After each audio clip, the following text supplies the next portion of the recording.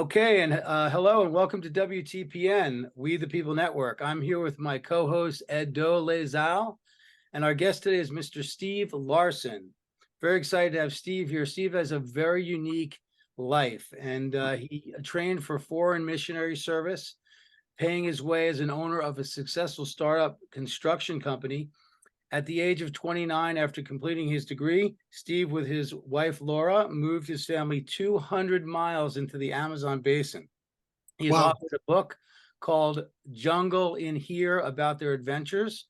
Steve and Laura retired from the mission field and became very active in Landmark Baptist Church, where Steve teaches adult Bible classes, teaches Bible club to 4- and 5-year-olds, and distributes bread to the elderly, and heads up a monthly ministry called Praying Patriots. Both Steve and Laura are master gardeners and certified green industries best management practice instructors for the state of Florida through the University of Florida. Steve's faith and perseverance has promoted him to become heavily involved in politics. He became extremely concerned about the misuse of power and overreach of government, figure that, as a forerunner of progressive socialistic communistic suppression. Wow, Steve, we are excited to have you here, right, Ed? Absolutely. Wow. What a CV. Welcome. How you doing today? Hey, I'm doing great. Just chilling. Okay, well, Steve, you came today to talk to us about something interesting called electroculture gardening. But please, first, before we get into that, if you could just tell us a little bit about your Amazon adventure. I think everybody would want to hear about that for a moment, because that's pretty exciting. Yeah, in 1995, I moved my wife and 4 children into the jungle there to work with South American Indians. Really didn't have much of anything, just we did have a shed that was there. It was an 8 by 20 foot shed that we lived in for a couple of years. I told my wife I'd have a house built for her in no time. I just didn't realize how hard the wood was. So Yeah. Took us a little while to do that, but most of all of our travel was by river. And we had it was really something, because when you leave the United States, all the things we have to offer here, like grocery stores, running water, electricity, and things like that, you really appreciate the United States. But then you kind of think about it, and life there is so much different. You kind of got to flow with it, and to realize that really American people are so caught up in all the everything over here. It's almost like a big trap.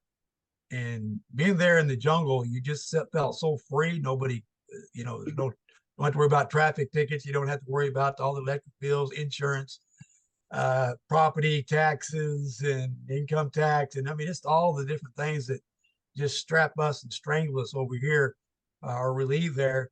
And then, coming back to the United States after all those years, it was a real struggle to come back here. It was a lot easier to live there, realizing that, the stranglehold that our government has on us here. So I really got involved in politics at that time, and even ran for city commissioner here in our town, and just doing a lot of research. When I came back here, I realized there was something wrong. And from that, just, a little research and just paying attention and trying to connect the dots to realize that things weren't right here. But yeah, the jungle life was something else. It really was a lot of work, but yeah, very satisfying. Well, that's exciting. I did a little missionary work in Haiti. I went there twice, and also in Cuba. But, you're talking 2 weeks, and it certainly, some was rough, but certainly wasn't the jungle. And that's a lot to pick up your family and go. It's a really amazing story, and we appreciate you telling us that. Ed, have you ever heard anything about electroculture? Very much so, actually. And I use it in the few plants that I'm able to grow successfully here on our condo terrace. For example, chives, no problem. It just grows like crazy. I have a north-facing terrace, so I'm limited in terms of what I can do. And yeah, I mean, we use it on plants. We have another location that faces due east, and we have everything such as basil and a few other herbs that grow very easily. So yeah, we're using it. I came across it not too long ago, and I decided to try it. So I'm happy with the results. And the thing that I also found very interesting related to it is the regenerative farming that many ranchers are using right now very successfully.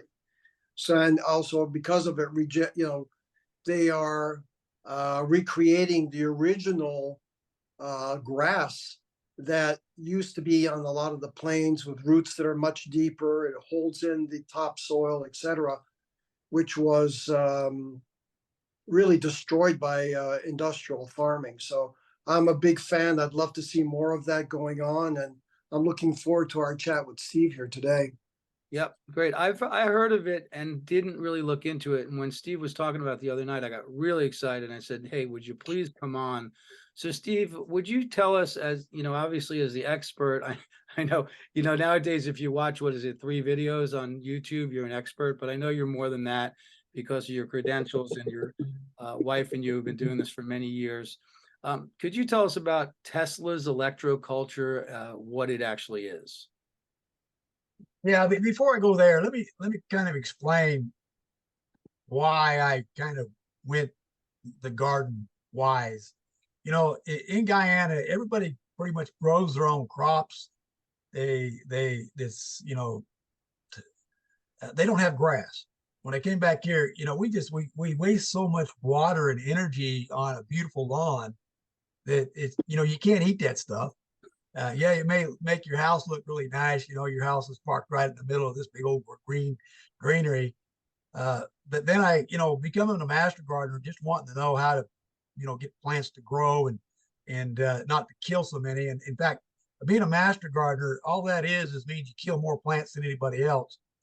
We don't like to do that. We don't like to kill the plants. But then with a little research and digging into the food forest concept, and I think that there's really no need for all this industrial farming and stuff where people could grow everything they need just in a few square feet in their yards.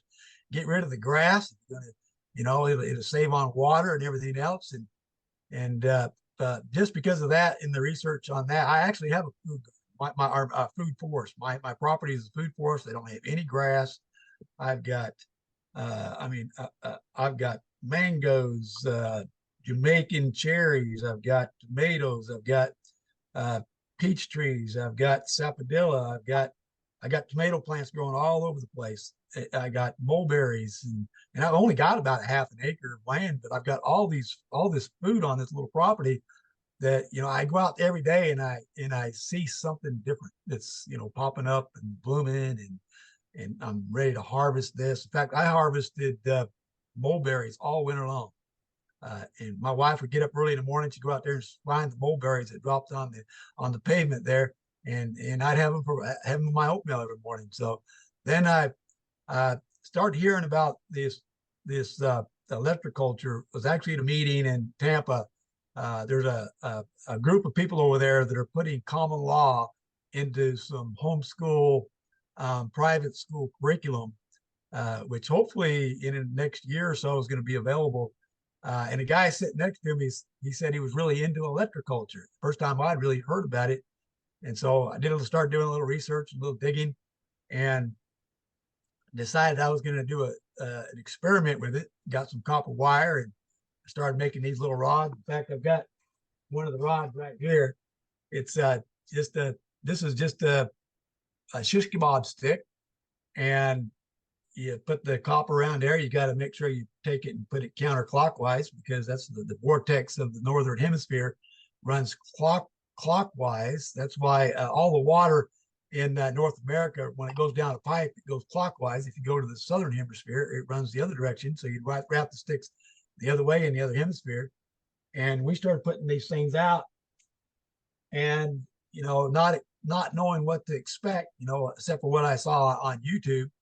And lo and behold, after I'd stuck them out there, my peach tree in my front yard, which last year I probably got maybe 100 peaches off of it, and I thought that was pretty good pretty good crop. There was probably more seed inside than as the flesh on the peach.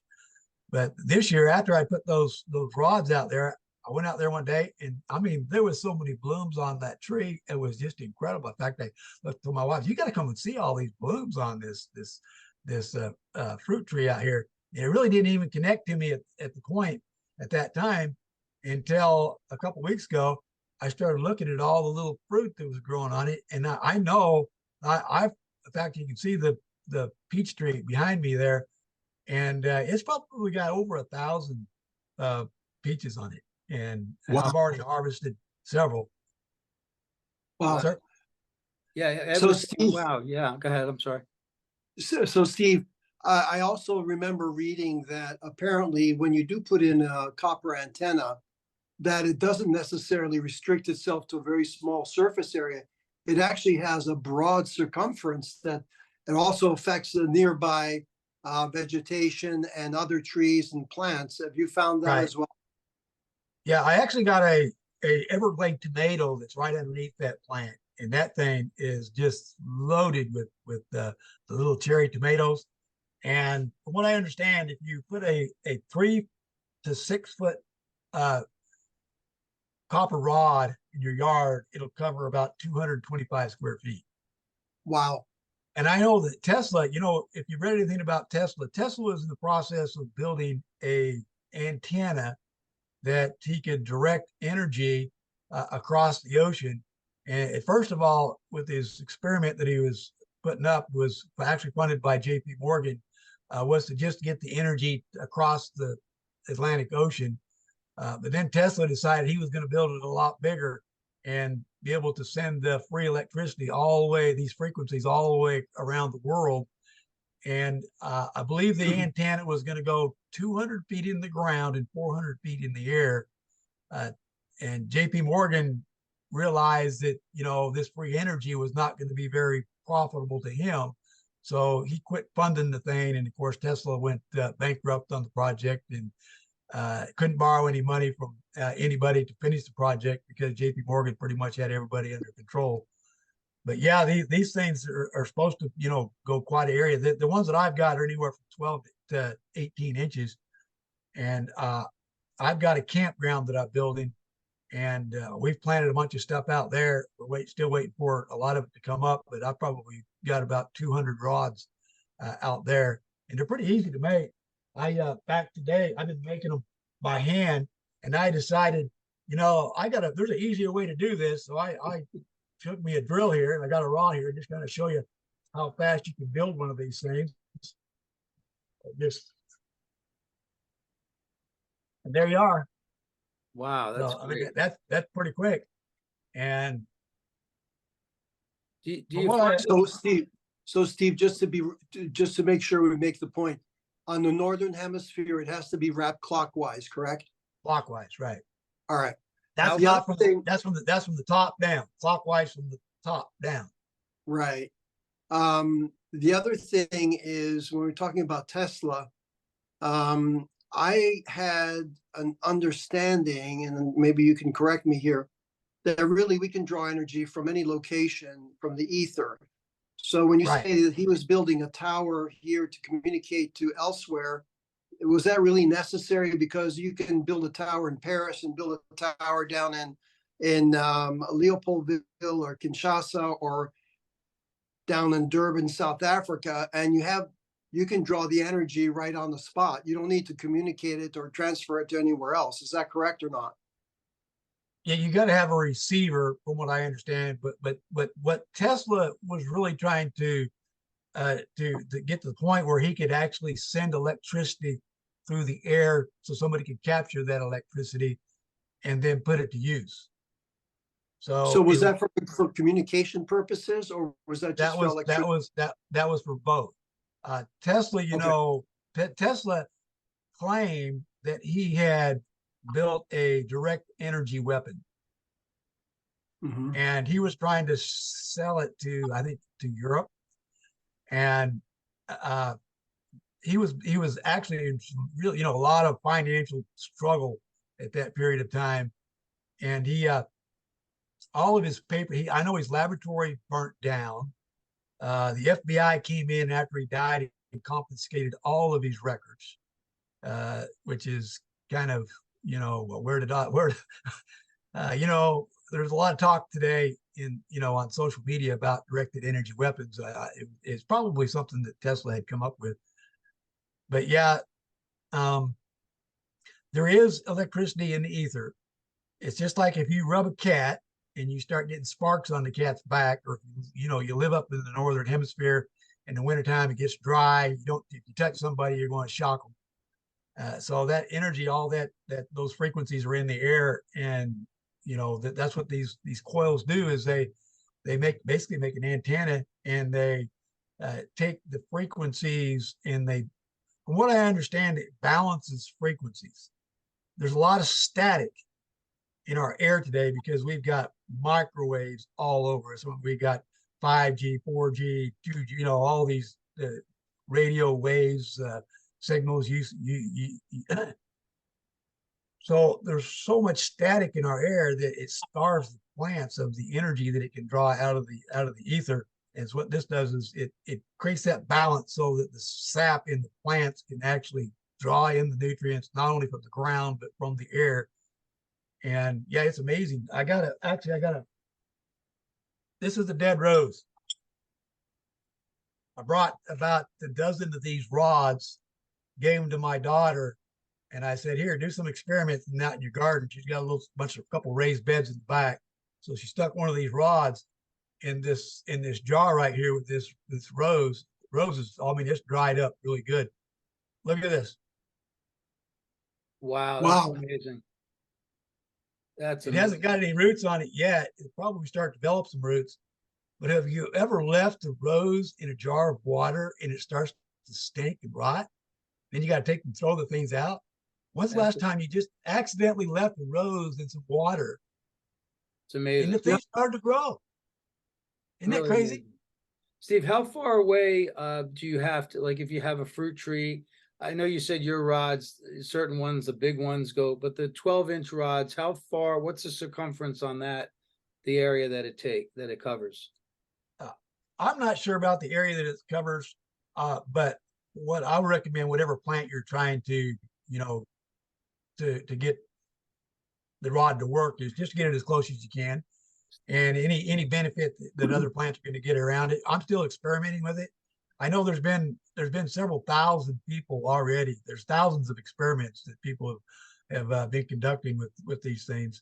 And here's the crazy thing. In 1835, the Royal Historical Society wrote documents about electroculture. They were actually using it all the way back then. In fact, a lot of the lightning rods and stuff, they would have a wire running down from those rods into their gardens. And the local council broadcasted to the farmers to not use the copper in their fields because they were going to get too much food and lower their profits. You know that food is a commodity, right? Commodities exchange. Yep. So and they say don't use back then they were saying don't use iron tools because the iron heats up the ground, and the rust off of the iron draws slugs. So use copper tools. And so they of course, again, they said, don't use copper tools. You're going to get too much food, lower your profits. That's funny. So Steve, just to be clear, you're not using any fertilizer. Obviously you're using compost in your yard, but you're not using any commercial fertilizer at all. You're just using these copper wires to enhance the growth and the productivity, correct? Right. No fertilizer. And also, because of the frequency of these rods, you don't have to use pesticides. And not only that, because of the frequency, again, it draws in your pollinators, your butterflies, your bees. And what I understand, some of the experiments they've been doing out in the, certain rural areas, it actually attracts animals and some other things. We don't really realize it. And I remember going to a lecture a master gardener lecture on smart plants. And plants put off a frequency. They can put a EKG monitor on a plant Yeah. and get the frequencies off of the plant. There was an experiment done on cabbage, where a cabbage, there's two cabbages in a room. A guy comes in with a big butcher knife and chops up one of the cabbages. The other cabbages had these monitors on it to get the frequencies off of it. And when he chopped up that cabbage, that the frequencies on that cabbage just went crazy. I mean, it just went wild. And the guy left the room, and he waited a little while. He came back into the room, and that cabbage went crazy because that guy came back into the room. Wow, that's amazing. Yeah, And I have a friend that actually has, I guess it's a receiver and connected to speakers, and you connect these wires to a plant, and they will sing to you. It's pretty amazing. And if you threaten a plant, all of a sudden the pitch will change, and if you pray over it, the pitch goes in a different direction. It's pretty amazing. Yeah. And the frequency of plants, and that's one reason they put the wire around a piece of wood. Plants have about the same frequency as a human being. So you're talking about 7.83 hertz, correct? Right. And I think the plants are a little bit higher than that, or actually wrote it down here. Yeah, it's about the same, but that just tells you that human beings and plants are very connected. We don't pick up on the frequencies because we communicate with our voice and with our actions and stuff. The plants communicate on that frequency level, and they pick up on our frequencies. So they actually know when we're distressed. They can feel the distress in a human being. In fact, some of the experiments that have been done, a gardener out there that cuts himself or hurts himself, that it picks up on those frequencies, and you can tell that the plant knows that that person has been hurt. Yeah, years ago they used to laugh at people because they talked to their plants, but it actually did work. Yeah. It does work, and now we understand it. Yeah, very interesting. Are you you say you're not using fertilizers, but you are addressing like the compounds of the earth, like you're doing pH tests and different tests that gardeners are supposed to do to get the soil right. Is that correct? That's just water. I didn't know that I was a master gardener until you told me the more stuff I've killed, and I must be a headmaster. I keep trying. I get some success, but I'm. That's just water. Okay. So basically all a plant needs is carbon, because through carbon, it gathers all the other elements. So if it can pull the carbon out of the air, out of the moisture that's in the air and out of the garden, say it might be similar to really all a plant needs is something to help it to stand up. That's why you can do hydroponics, or you can do aquaponics. But if you're pulling those nutrients right out of the air through those frequencies, it just enhances everything. We used to didn't have fertilizers. I mean, people of course use manures and stuff like that. But if you go all the way back to the Garden of Eden, I could just see, Adam thinking that he had to compost in order to get that garden to grow. So, I don't think I think the frequencies were so balanced back then, and everything was so perfect that you didn't. But now the curse came into this world, and it just interrupted and put so much static in interference and stuff that we can't see. That that's what our world's at today, and we need to bring it back. I think it's coming back. It's all part of the demonic plan to destroy our food source and ourselves. And it is a spiritual war. There's no question about it. I know farming for me years ago was much easier than it is now. We have moringa farms. I have moringa trees all over my property because it's such a high sustainable food, a superfood. And so many parts of the plants are excellent for you. The seed has oil, the flowers are medicinal, everything. And so we always are taking our plants and drying it out and use it in our food all the time. We've tried to start more of a what they call what is it, a foodscape. So I have done some fruit trees and things. I'm not having huge success, but I'm sure with the help of your copper devices, we're going to start seeing some success again. So very exciting. Here's one that I just made, and I'm going to try it out. I've got some bamboo at my house. I'm going to try to make some 6-foot ones and stick out at my campground out there. And I'm going to try. I'm just going to keep making these things and sticking them everywhere I can to see what it does. You know, it's going to be interesting. As long as I don't have to grow grass, I'm happy. Yeah, I like the whole grass concept. You're right about that. We're wasting water. Water is a precious commodity. I mean, they say we're running out of water. We're not. That's a whole nother story. But yeah, really exciting. I know there's going to be a lot of questions, and I didn't want to get too into the minutia of it. So what we'll do is at the end of the video, we're going to put in the description. Steve sent us some information and some links, and we'll put everything in the description for the type of copper wire, where to get it. Shielded, non-shielded, the things you should use. And we'll put that all in there so we can have our listeners just go and click on it and get themselves set up, and we'll all eat. I got something for you on your moringas. Yeah. There were some experiments done with some moringa, and the pods average about 6 inches long. With these rods, they're getting 35-inch long pods. Wow. That's incredible. It's interesting. There was an experiment done with electricity with moringa trees because the root goes so far into the ground. They tapped into the electricity, and there's people that are running lights from their moringa tree. You can look it up on the video. I never knew if it was true or not, but it makes a lot of sense because there's things we just don't understand. And so they're lighting the lights around their house with moringa trees in some areas of the world. Very interesting. But I love this copper thing and the whole Tesla. Ed, did you have any? I have another. Yeah, I just wanted to add another little bit of information, talking about connection to nature. I mean, I'm a beach bum, so to speak. I usually try and go to the beach at sunrise to connect with the yang energy of the sun, the yin energy of the earth. But the earth is very much alive. It normally has a frequency of 7.38 hertz, and it does oscillate a lot. And so we are all connected. Dust, we came from dust, we return to dust, as the old saying goes. And yeah, I mean, if we can walk barefoot, that's another thing that I'm a big advocate of. And draw in that yin energy from the earth, that's very healing as well.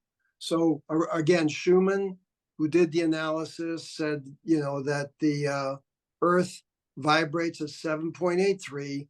And so it makes a lot of sense from what we've just said, but that's all important stuff to remember. Yep. I definitely am a fan of grounding. It's incredible how it improves your health, and getting out there and barefoot for 20 or 30 minutes a day. Obviously, the sun is the other nourishing force we need, but I'm real excited about what we found out today. I can't wait to go out and get my copper rods and start sticking them all over the place. We may have to go back to that victory garden concept here pretty quick if things don't straighten up soon. Yeah, that's right. Well, I'm really interested to hear more about your friend who's doing the common law in the schools. So we'll talk, offline about that, and maybe we can invite him on the show. That might be something that's really interesting to our common law folks. And we know you're part of one of the assemblies in Florida, and we're grateful for your service there. We'd love to have you back on. We're running out. We have a little time left. If you guys want to chat a little more, Ed, any other questions, or if there's anything else you'd like to add, Steve, we're so grateful you're here. Just try it. Yeah, go ahead, Steve. Go ahead, Steve. Yeah, just make yourself some rods and grow some food. Take your shoes off and have some fun doing it. Yeah. Okay. And it's amazing. I know there's a fellow, his name escapes me right now, but he was a big proponent of grounding. And the light went on for him because he had been working in the cable industry, and obviously everything had to be grounded. And he was also brought up partially by natives in the Southwest. And they said, why are you walking around with shoes on? You need to go barefoot. So it finally clicked for him. And I've been sharing that information as much as possible. But we we are connected to the earth is connected to us, and the more we get out there, the better it is. And obviously walk barefoot doesn't take much, but very, very powerful. So thank you, Steve. Pleasure to meet you. Thank you for what you're doing. And let's get this message out there. Let's share it all over. Thank you so much. Thank you, Doug. Yep. Tell your wife, Laura, we said hello. And Yeah. we'll definitely have you on again. And we do appreciate your information. So we'll just say our goodbyes now. And I appreciate you guys. And we'll talk again soon. Bye. Thank you. Okay, guys. Thanks a lot. We'll see you later. And we'll take it on from there. Everybody, God bless America, and keep up the good fight. Where we go one, we go all. That's right.